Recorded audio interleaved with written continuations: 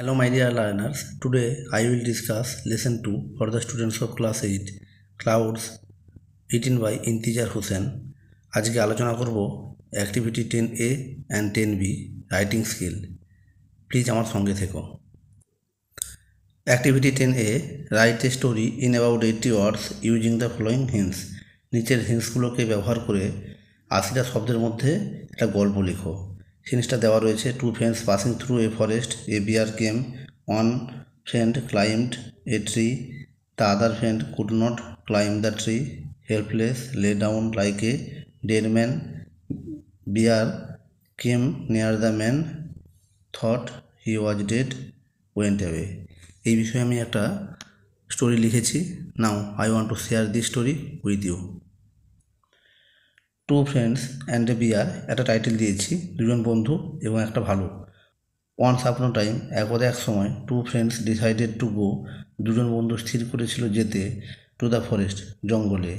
They were passing, তারা যাচ্ছিল, through a forest, একটা বনের মধ্য দিয়ে। The forest was full of deadly animals, জঙ্গলটা ভয়ঙ্কর প্রাণীতে ভর্তি ছিল। দেন তারপর, দে প্রমিসড, তারা প্রতিজ্ঞা করেছিল, to stand by each other, একে অন্যের পাশে থাকার। সাডেনলি, হঠাৎ, a bear was coming towards them, একটা ভালুক তাদের দিকে আসছিল। অ্যাজ, যেহেতু, ওয়ান অফ দেম, তাদের মধ্যে একজন, নিউ, জানতো, how to climb up a tree, কীভাবে গাছে উঠতে হয়। হি ক্লাইম্বড, সে উঠে পড়ল। অ্যান্ড কেপ্ট হিম সেফ, নিজেকে নিরাপদ রেখেছিল। বাট দ্য আদার বয়, কিন্তু অন্য ছেলেটি, ডিড নট নো, জানতো না, how to climb up a tree, কীভাবে গাছে উঠতে হয়। দেন তারপর, হি বিকেম হেল্পলেস, সে অসহায় হয়ে পড়েছিল। He let down on the ground, সে মাটির উপর শুয়ে পড়ে রইল। অ্যান্ড হেল্ড হিজ ব্রিথ, এবং তার শ্বাস প্রশ্বাসকে ধরে রাখলো। লাইক এ ডেড ম্যান, একটা মৃত প্রাণীর মতো করে। The bear came near the man, ভালুকটি ওই মানুষটির কাছে এলো। অ্যান্ড স্মেলড, শুকলো, his nose, ears and face, তার নাক, কান এবং মুখ। দ্য বিয়ার থট দ্যাট, ভালুকটি ভাবলো যে, হি ওয়াজ ডেড, সে মৃত। অ্যান্ড লেভ দ্য প্লেস, এবং সেই জায়গা ত্যাগ করে চলে গেল। ওয়েন, যখন, the bear went away or disappear, যখন ভালুকটি চলে গেল বা অদৃশ্য হয়ে গেল।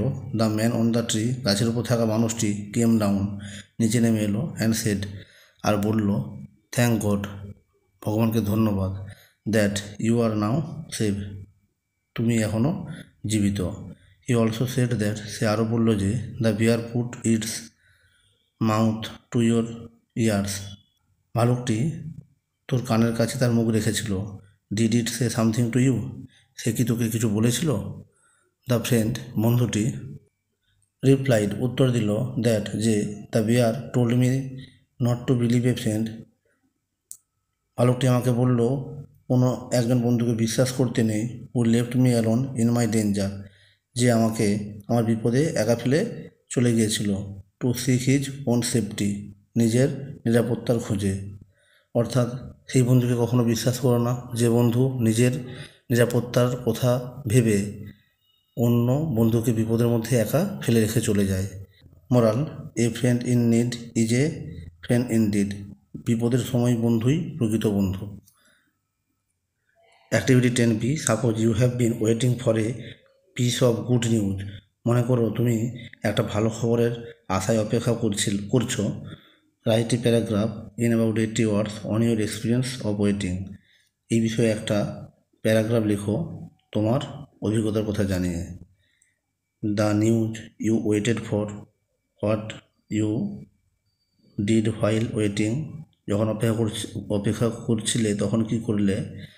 Weather the news had come your feelings, এই বিষয়ে আমি একটা প্যারাগ্রাফ লিখে রেখেছি, এখন সেটা তোমাদের সঙ্গে শেয়ার করছি। I M a student of class 8, আমি অষ্টম শ্রেণীর একজন ছাত্র। I am fond of writing poem, short stories and essays, আমি কবিতা, ছোট গল্প এবং প্রবন্ধ ইত্যাদি লিখতে খুব পছন্দ করি। So I follow daily news papers, তাই আমি প্রতিদিন সংবাদপত্র ফলো করি বা অনুসরণ করি। হোয়ার, যেখানে, many poems and short stories are published, যেখানে অনেক কবিতা এবং ছোট গল্প প্রকাশ করা হয়। দেয়ার রাইটিংস এনকারেজ মি, তাদের লেখা আমাকে উৎসাহ দেয় টু রাইট ডিফারেন্ট পোয়েমস, বিভিন্ন ধরনের কবিতা লিখতে, অ্যান্ড আদার রাইটিংস, এবং অন্যান্য লেখালেখি করতে। আই থিঙ্ক, আমি মনে করি, if I follow and right continually, যদি আমি সেগুলোকে ফলো করি এবং প্রতিনিয়ত লিখে যাই, মাই writing must be published in the daily news papers, তাহলে আমার লেখাও দৈনিক সংবাদপত্রে প্রকাশিত হবে। লাস্ট মান্থ, গত মাসে দ্য আনন্দবাজার পত্রিকা অ্যারেঞ্জড এ কম্পিটিশন, আনন্দবাজার পত্রিকা একটা প্রতিযোগিতার আয়োজন করেছিল ইন মেদিনীপুরে, যেখানে আই টার্নড আপ, আমি উপস্থিত হয়েছিলাম টু রাইট এ পোয়েম, একটা কবিতা লেখার জন্য, অন রবীন্দ্রনাথ ঠাকুরের উপর, অর্থাৎ রবীন্দ্রনাথ ঠাকুরের উপর একটা কবিতা লেখার জন্য যেখানে আমি উপস্থিত হয়েছিলাম। Many competitors wrote different poems, অনেক প্রতিযোগী অনেক কবিতা লিখেছিল আলাদা আলাদা, but only 5 poems were selected by the authority, কর্তৃপক্ষের দ্বারা কেবল 5টা কবিতা নির্বাচিত হয়েছিল। My poem was one of them, আমার কবিতাটা ছিল তার মধ্যে একটা। The authority has announced that, কর্তৃপক্ষ ঘোষণা করেছে যে, the 5 poems will be published, 5টি কবিতা প্রকাশিত হবে ইন দ্য আনন্দবাজার পত্রিকা নেক্সট সানডে, পরবর্তী রবিবার আনন্দবাজার পত্রিকায় এই 5টি কবিতা প্রকাশিত হবে। I have been waiting for this chance, আমি এই সুযোগের জন্য অপেক্ষা করছি। That is going to be true, যেটা সত্যি হতে চলেছে। So I can not express my feelings verbally, তাই আমি আমার অনুভূতিটাকে কথাই প্রকাশ করতে পারি না। এই ছিল আজকের আলোচনা। যদি ভালো লাগে তবে অবশ্যই আমার এই চ্যানেলটাকে লাইক, কমেন্ট এবং সাবস্ক্রাইব করতে ভুলবে না। এই ধরনের অন্যান্য রাইটিং, অন্যান্য ক্লাস নিয়ে আমি হাজির হব। প্রতিদিন সকাল 9টা থেকে 10টার মধ্যে আমি ভিডিও আপলোড করে থাকি। যদি আমার এই ভিডিওগুলো তোমাদের ভালো লাগে তবে অবশ্যই তোমাদের পড়ার ফাঁকে গিয়ে ভিডিওগুলো দেখে নেবে। সবাই ভালো থেকো। Okay, thanks for watching this video. Tata, bye by.